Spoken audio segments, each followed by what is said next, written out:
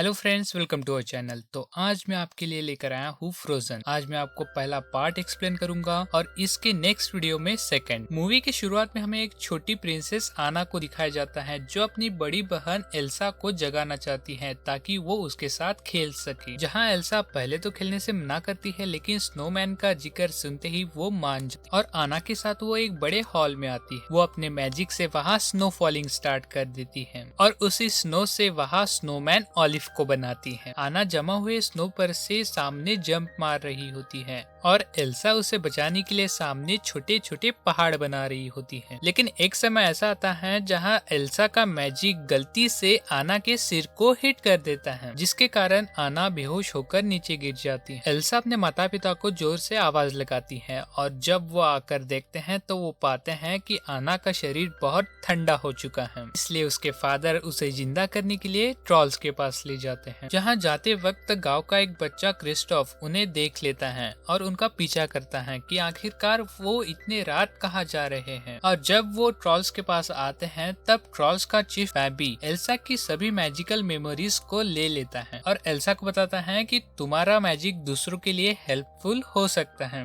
लेकिन उसके डर की वजह से वो श्राप भी बन सकता है क्योंकि फियर उसकी एनिमी है। और जब किंग एल्सा दूसरों के लिए डेंजरस होने की बात सुनता है तब वो उसे कहता है कि वो उसे बचा कर रहेगा। तब वो महल के सभी दरवाजे बाहर वालों के लिए बंद कर देता है, नौकरों को ड्यूटी पर से कम कर देता है, लोगों का एल्सा से कांटेक्ट कम करवा देता है, आना को एल्सा से दूर रखता है। आना रोज एल्सा को उसके साथ खेलने के लिए बुलाती है, लेकिन एल्सा बाहर नहीं आती और अब उसका मैजिक भी टाइम के साथ स्ट्रॉन्ग होते जा रहा और इसी तरह टाइम बीत जाता है और वो दोनों ही बड़ी हो जाती। तभी उसके पेरेंट्स कहीं तो भी जा रहे होते हैं शिप से, तब उनकी सी स्टॉर्म में मौत हो जाती और उनके फ्यूनरल पर भी सिर्फ आना जाती। और 3 साल बाद जब एल्सा 21 साल की होती है तब उसका राज्याभिषेक का दिन आता है। उस दिन उसे क्वीन बनाया जाएगा। उस दिन लोगों के लिए गेट खोलकर लोगों के लिए फंक्शन रखा जाएगा, जिस पर आना बहुत खुश होती है और वो गाते हुए गेट खोल बाहर चली जाती है। तभी उसकी टक्कर प्रिंस हैंस से होती है और वो उससे बात ही कर रही होती है कि तभी बेल रिंग हो जाती, जिस पर वो उसे बाय कर राज्याभिषेक के लिए चली जाती। एल्सा बहुत डरी होती है और यही कारण होता है कि जब वो अपने ग्लव्स उतार कर चीजों को पकड़ती है वो फ्रीज हो जाती है। इसकी वजह से वो उसे वापस रख देती है। एल्सा के क्वीन बनने के बाद आना और एल्सा में बॉन्डिंग बनने लगती है। उसी दौरान ड्यूक आकर उन दोनों को इंटरप्ट कर आना को डांस करने के लिए लेकर जाते हैं और जब वो डांस कर वापस आ रही होती है और तभी उसकी मुलाकात फिर से हैंस से होती है।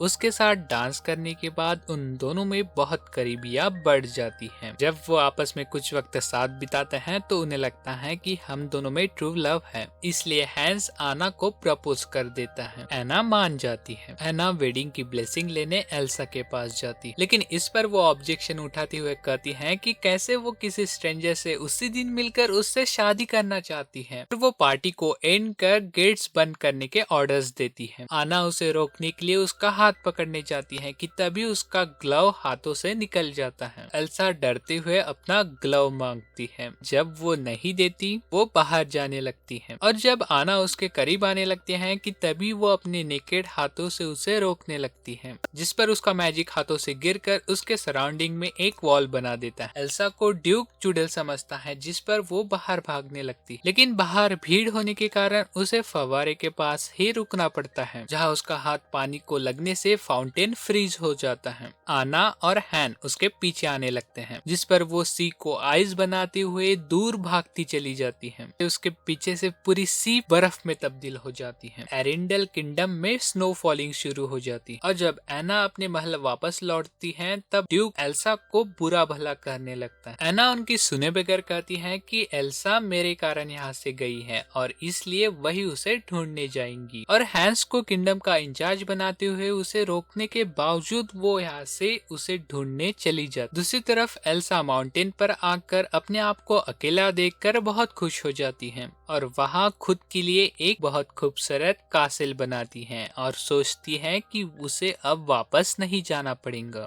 इधर एना एल्सा को ढूंढते हुए घोड़े पर से नीचे गिर जाती है, जिस पर घोड़ा यहाँ से भाग जाता है, जिस कारण से उसे पैदल ही चलना पड़ता है। उसे चलते वक्त दूर से एक घर दिखाई देता है, जहाँ से वो बूट्स और वार्म ड्रेसेस ले लेती है। वो घर बल्कि एक शॉप था, जहाँ क्रिस्टोफ अपने रेनडियर के लिए कुछ खाना ले रहा होता है, लेकिन उसके पास पैसे कम होते हैं, इसलिए वो वहाँ से निराश होकर पासी के एक घर में रात गुजारने जाता है कि तभी वहाँ आना आती है, वो सब सामान लेकर जो क्रिस्टोफ लेने वाला था और उसे नॉर्थन माउंटेन्स की तरफ लेकर जाने का कहती, क्योंकि उसने शॉप में यह जिक्र किया था कि उसने नॉर्थ माउंटेन्स की तरफ हलचल देखी। क्रिस्टोफ उसके राइड पर एना को लेकर जा रहा होता है कि तभी वहाँ उल्फ उन पर अटैक कर देते हैं, जिसमें वो बचने के लिए एक क्लिफ पर से दूसरे क्लिफ पर जंप मारते हैं, जिसमें क्रिस्टोफ का स्लाइड ऊपर से नीचे गिरकर जल जाता है। क्रिस्टोफ ये सारी मुसीबतों को देखकर आना के साथ चलने से मना कर देता है। आना उसे न्यू स्लाइड लेकर देने का वादा करती है, जिस पर क्रिस्टोफ उसे नॉर्थन माउंटेन्स की तरफ ले जाने के लिए तैयार हो जाता है और आना को लेकर वो सामने बढ़ रहे होते हैं कि तभी उन्हें स्नोमैन ऑलिव दिखाई देता है। वो उन्हें बताता है कि उसे एल्सा की लोकेशन पता है। वो उन्हें एल्सा की कासिल की तरफ ले जाने लगता है। दूसरी तरफ एरिंडल किंगडम में एना का हॉर्स वापस आता है, जिस पर हैंस उसे लेने नॉर्थन माउंटेन्स की तरफ चलने को कहता है, जिसमें ड्यूक अपने 2 गार्ड्स भी भेजता है और उन्हें बता दिया गया है कि अगर एल्सा दिखे तो उसे तुरंत मार दो, ताकि एरिंडल किंगडम से विंटर खत्म हो जाए। और इधर क्रिस्टोफ, आना, ऑलिव और स्वाइन नॉर्थन माउंटेन्स की तरफ आ चुके हैं और वहाँ से वो एल्सा के कासिल को देखते हैं और ये भी देख पाते हैं कि वहाँ तक पहुँचने के लिए अब उन्हें सीढ़ियों से चढ़ना है। और तब वहाँ क्रिस्टोफ अपने स्वाइन को नीचे ही छोड़ देता है और जब वो तीनों कासिल के डोर तक पहुँचते हैं तब एना उन दोनों को वहाँ पर ही रुकने को कहती है और खुद ही अंदर चली जाती है। और जब एना एल्सा से मिलती है तब वो दोनों ही बहुत खुश होती है।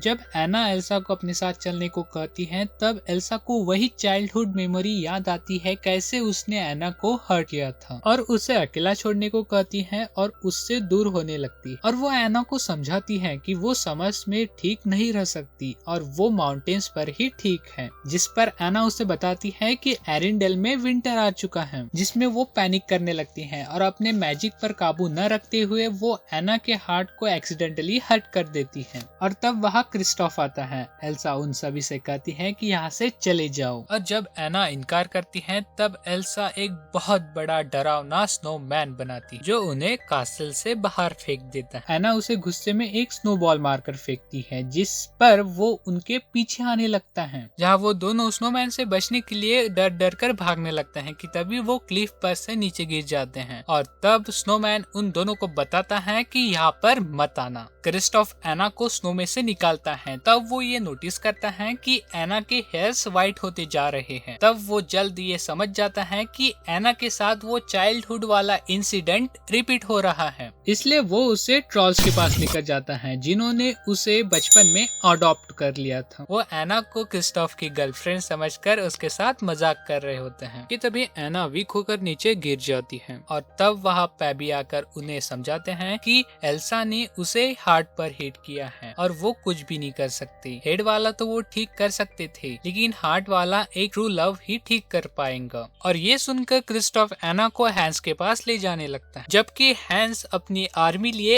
एल्सा के कासिल तक पहुंच चुका है। वो सबसे कह देता है कि वो एना को ढूंढने आए हैं, इसलिए एल्सा को कुछ भी नुकसान नहीं पहुंचना चाहिए। कासिल के बाहर वो ह्यूज स्नोमैन उन्हें अंदर जाने से रोकता है। तब ड्यूक के वो 2 गार्ड्स छुपके से अंदर चले जाते हैं, एल्सा को एरो से हिट करने की कोशिश करते हैं और खुद को उनके वार से बचाते जाते हैं। हैंस स्नोमैन को क्लिफ पर से नीचे गिराकर कासल के अंदर आ जाता है और वो देखता है कि एल्सा उन 2 गार्ड्स को आइस से रोक रही है। वो उसे उन्हें मारने से रोकता है और जब एक गार्ड एल्सा को तीर से मारने ही वाला होता है कि हैंस आकर उसे बचा लेता है और वो तीर जाकर लगता है एक बड़े से आइस ग्लेशियर को, जो ऊपर से नीचे गिरने लगता है और इन सब में एल्सा बेहोश हो जाती है और उसकी आंख खुलती है उसी के ही एक जेल में और उसके हाथ बंधे होते हैं बेड़ियों से। और तब हैंस आकर उसे कहता है कि जल्द समर सीजन लाओ, लेकिन लेकिन जब वो कहती है कि उसे नहीं पता कि वो उसके पावर्स को कंट्रोल कैसे करे,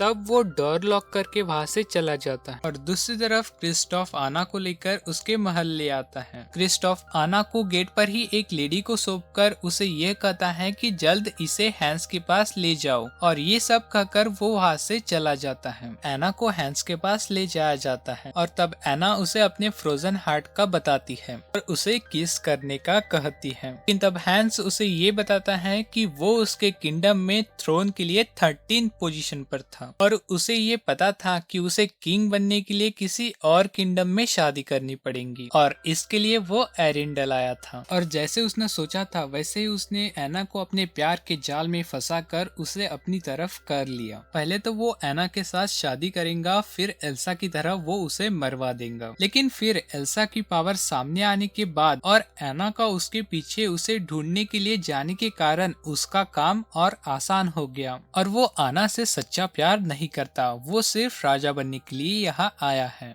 वो उसे ऐसे ही मरने के लिए छोड़कर वहाँ से चला जाता है और वो ड्यूक के सामने जाकर उसे यह कहता है कि एना उसके साथ शादी कर मर गई है और एल्सा ने उसे मारा है और इसलिए वो एल्सा को मारने का आदेश देता है। और जब गार्ड्स एल्सा की सेल की तरफ जाते हैं तब वो ये देखते हैं कि एल्सा बेड़िया तोड़ वहाँ से भाग चुकी है और ये सब जानकर हैंस को बहुत गुस्सा आने लगता है। और जब क्रिस्टोफ महल की तरफ स्नो बढ़ते देखता है तो वो महल की तरफ आने लगता है और इधर ऑलिव डोर खोल आना के रूम में आता है और उसे वार्म करने के लिए फायर जलाता है और उसकी परेशानी सुन उसे यह बताता है कि ट्रू लव वो होता है जो अपनी नीड्स छोड़कर दूसरों की नीड्स पूरी करे, जैसे क्रिस्टोफ ने तुम्हारे लिए किया था। की बातों के दौरान ही बहुत ही ज्यादा विंडी क्लाइमेट होने के कारण खिड़कियां खुल जाती है और जब वो क्रिस्टोफ को महल की तरफ आते हुए देखता है तब वो आना को क्रिस्टोफ के पास जाने के लिए कहता है। ऑलिव आना को बड़ी मुश्किलों से महल के बाहर ले आता है, लेकिन बहुत ठंड होने के कारण आना जमने लगती है और क्रिस्टोफ उसकी आवाज सुनकर उसे तलाश रहा होता है और तभी हैंस एल्सा को मारने के लिए आ रहा होता है और वो उसे ये बताता है कि एना मर गई है, जिस पर एल्सा बहुत सैड होती है और तब स्नो फॉलिंग रुक जाती है और तभी एना और क्रिस्टोफ एक दूसरे को देखकर आगे बढ़ रहे होते हैं। एना देखती है कि हैंस एल्सा को मारने उसके पास जा रहा है और जब हैंस उसे तलवार से मारने ही वाला होता है कि बीच में एना आ जाती है और कम्प्लीटली फ्रीज हो जाती है और ये देखकर एल्सा उसे गले लगाकर फुट फुट कर रोने लगती है। उसके रोते हुए ही एना वापस से जिंदा हो जाती क्योंकि एल्सा के ट्रू लव के कारण एना का फ्रोजन हार्ट ठीक हो गया है। एल्सा को समझ आता है कि प्यार सब कुछ ठीक कर सकता है और वो अपने पूरे पावर से विंटर्स को खत्म कर एरिंडल को वापस से ठीक कर देती है